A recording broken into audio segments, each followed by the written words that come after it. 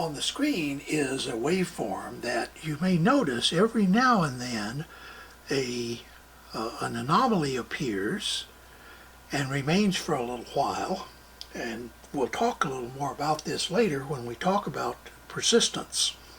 But the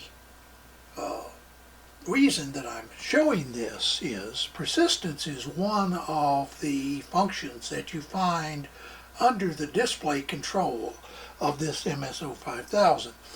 And so that's what we're going to talk about today, is the display and some other items that you might find interesting. So to start with, let's press the display control on the front panel of the oscilloscope, and let's look at the functions that we can choose from. At the top you see the type, which is currently set to vector. Now that is what you will normally use, but you can also go to dots.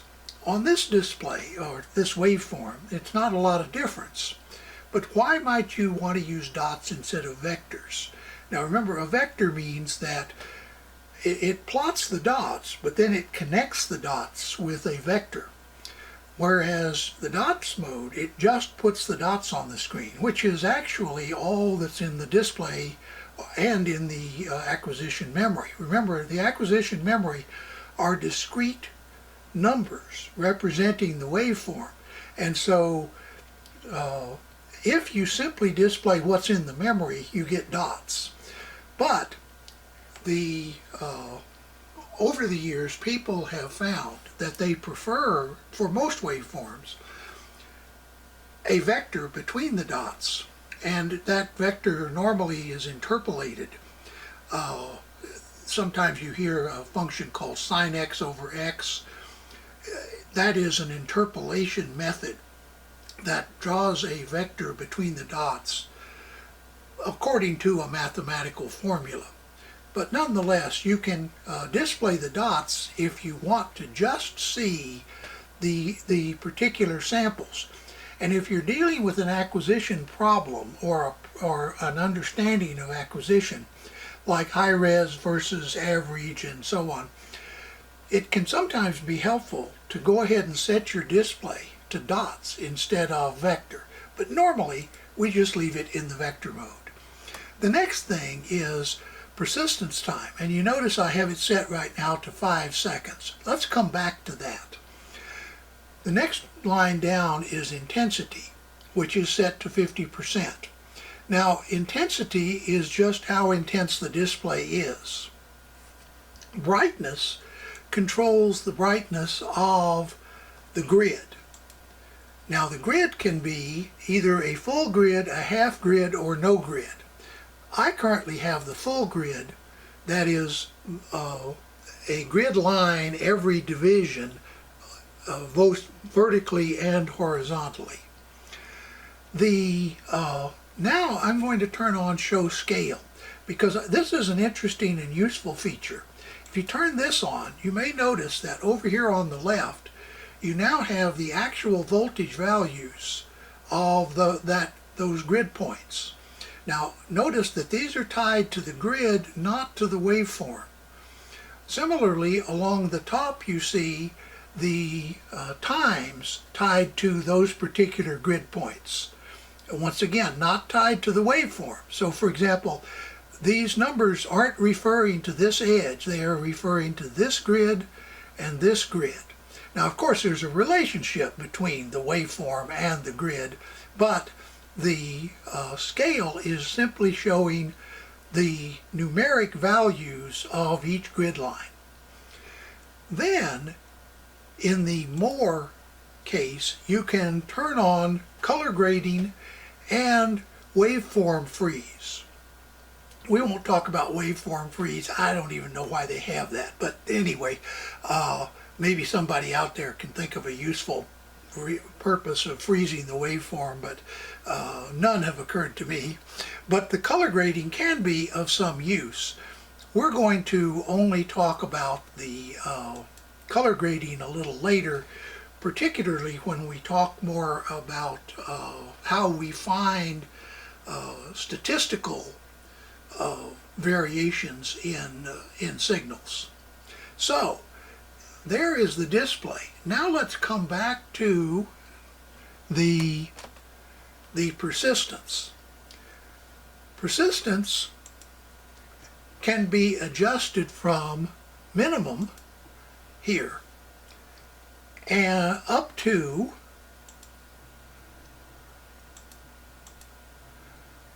infinite.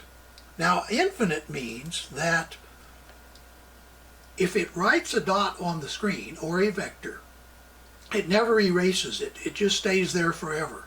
So notice now that this has this little, there's an infrequent anomaly in here that we'll talk about later perhaps, but once it's written that, we could sit here till the cows come home or the power fails, and that display is going to stay exactly like that, or it might even get a little brighter here if another anomaly occurs. The point is that this is one of those, you can call it the oscilloscope's stubborn mode. Once it writes a dot on the screen with infinite persistence, it's going to be there as long as the scope is turned on. So we are going to go back to 5 seconds. And in that case, you notice that it does disappear after a while. Now it's disappeared. And when that infrequent anomaly, which only happens every few seconds, occurs, there you go, you see that it comes back. So that's how persistence works. So why might we want to use variable persistence? Well, as you see, particularly if there's an infrequent occurrence in the waveform, persistence allows the oscilloscope to keep that occurrence on the screen long enough for the human eye to perceive it. Now, the oscilloscope is writing those infrequent anomalies even with zero persistence, but your eye does not see things unless they persist for a certain period of time. It's a function of the way your eye and brain work that I certainly don't understand the details of, but maybe there's some doctor out there who does. At any rate, your eye only sees things if they appear for a certain period of time. And the idea of putting a persistence on the scope is, if, for example, you're looking to see if there is some sort of anomaly on this signal, you turn on persistence and it holds every trace for a period of time, allowing your eye and your brain to perceive it. That can be very useful if you're trying to figure out, should I look more deeply at this particular signal? So let's talk a little bit about using differing systems for trying to determine, is there an anomaly in a waveform? Now I've turned the time base to a much faster sweep speed. We're now 10 nanoseconds per division. And notice that with 5 seconds of persist time, that now we see this infrequent anomaly very easily. We also can see that since this is 10 nanoseconds from this grid line to this grid line, notice we still have the grid turned on, that it looks like this anomaly is about 5 nanoseconds wide. Why is that useful? Well, because you can now set up a pulse trigger looking for things, for example, pulses less than 10 nanoseconds. And now, instead of seeing this main waveform with this occasional anomaly, you're going to see just this narrow pulse each time that the scope triggers. So let's set that up. Now I have set up a pulse trigger. Let's take a look at it over here. A pulse trigger on channel 1, a positive polarity when the pulse is less than 10 nanoseconds. And notice how stable the display is. It's now showing us that anomalous pulse. Now remember, it only occurs every so often. So later in a subsequent video, we'll learn how to use functions like record and navigate to determine how often this kind of anomaly occurs, and some other things that we might want to know about this signal. But what we have shown here is a way that you can use persistence in the display menu to at least alert your brain that there's something going on there that you ought to look into a little more deeply. So now let's take a look at another feature of the MSO5000 that you might find useful. And I'm going to talk about it under display in this video, and then we're going to come back to it when we start talking about how you can find and examine anomalous signals in embedded systems in a future video. I'm going to click on the menu here, and if you notice here there's a touch button called Draw a Rectangle. I'm going to click on that, and of course once again, like everything else with a touch screen, you could use your finger to touch that. You don't need to use the mouse. I just prefer the mouse. So I click on Draw a Rectangle, and it says Touch for Operation. So we will now touch the screen there,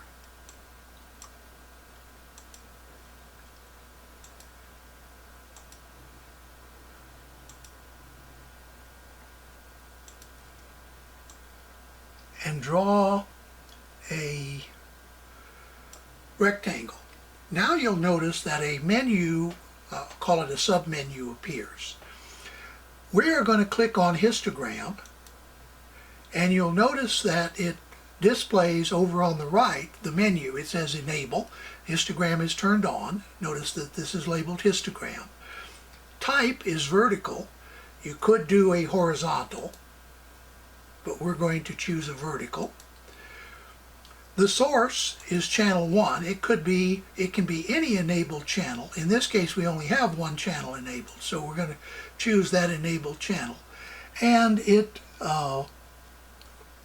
shows the height of the histogram as 2 divisions, and the settings to off. I'm sorry, the statistic to off.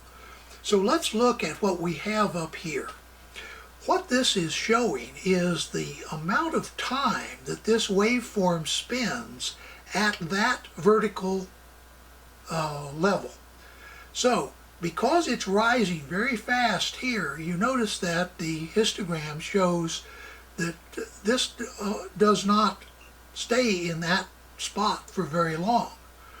As you get near the top and the slope begins to fold over and become, eventually it becomes flat at the very top of the waveform, and then it begins to descend on the other side.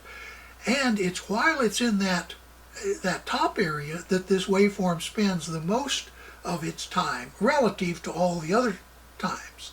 And that's why this histogram comes out with a long line there. This can be fairly useful in determining what a waveform is doing. And I talk about it here in display because you can think of it as being part of the display menu, although it really isn't. Now, earlier we drew a rectangle, and you may have noticed that there were some other options we could have chosen other than histogram. Most of those have to do with what's called zone trigger, and we'll talk about zone trigger in a future video. So I hope this gives you some idea of how you might use the histogram function. It's useful for lots of other things. For example, if you turn on a measurement, you can display a histogram of that measurement. In this case, the histogram is a histogram of time, but it could be a histogram of voltage or some other measurement, a histogram of rise time, or anything you can measure on the scope. You can display a histogram that may or may not be useful in interpreting that measurement. Finally today, I'm going to talk about what is called a reference waveform. On the display is the same pulse-triggered anomaly that we've been looking at, and below it is a copy of the display in a kind of orange or orange-red color, depending on your television set or your computer monitor that you're watching this on. This is called a reference waveform. Now, I'm going to clear the reference waveform, and then I'm going to go over to the menu and I'm going to click on the reference. Now, I will point out that there is a reference key on the front panel. It's just below the math key on the lower left, in the lower left area of the control, but we're going to use the mouse to click on reference. Notice that a reference popped up. Notice that it is reference number 1. By the way, you can have up to 10 references. The source is channel 1. It can be any enabled channel, but we're going to use channel 1. And notice that the volts and offset, that is the scale and the offset, are grayed out. But at the very bottom here it says save to reference. What we're going to do is click on that, and what it does is it copies the display to a memory, and it does so at the same volts per division, notice that's the scale, and the same time base as the display, and it has the same offset as the original. We are now going to change the offset so that the reference waveform now separates from the waveform display. And now, if you are looking at another waveform, by the way, the reference will stay there. Let's just disconnect channel 1 for a second here. Notice that it goes away, but the reference remains. So we can now move our probe to other points in the system, and if there are other signals that are contributing to this, they will line up with this reference waveform. If we change the time base, notice that the reference that has been saved, and remember this came out of the display memory, not out of the acquisition memory. What you're seeing up here is what's in acquisition memory transferred to the display memory. What's down here is what was saved out of the display memory.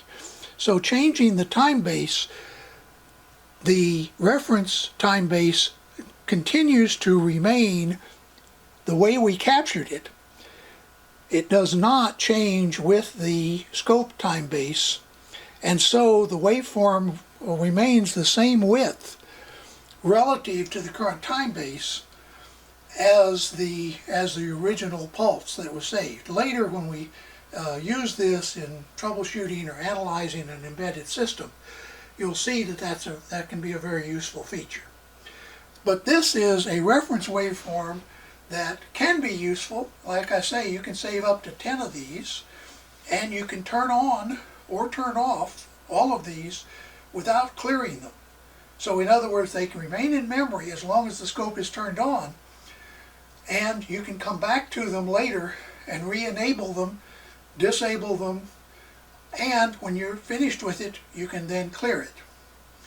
So I hope this video has been helpful. maybe you got a little out of it. More important, I am trying to lay a foundation for using an oscilloscope like this in an embedded system, and I want to make sure that I have covered as much of the material as I can before we get to the more advanced uses. I realize that there are other videos out there, some excellent videos by Rigol, other videos by other people on this oscilloscope and similar oscilloscopes that can be very useful. I've tried not to duplicate that material, but rather to concentrate on the things that I either couldn't find or didn't find sufficiently explained to satisfy me in the existing videos. So stay tuned, we'll have some more videos, and in the meantime, please stay safe and have a nice day.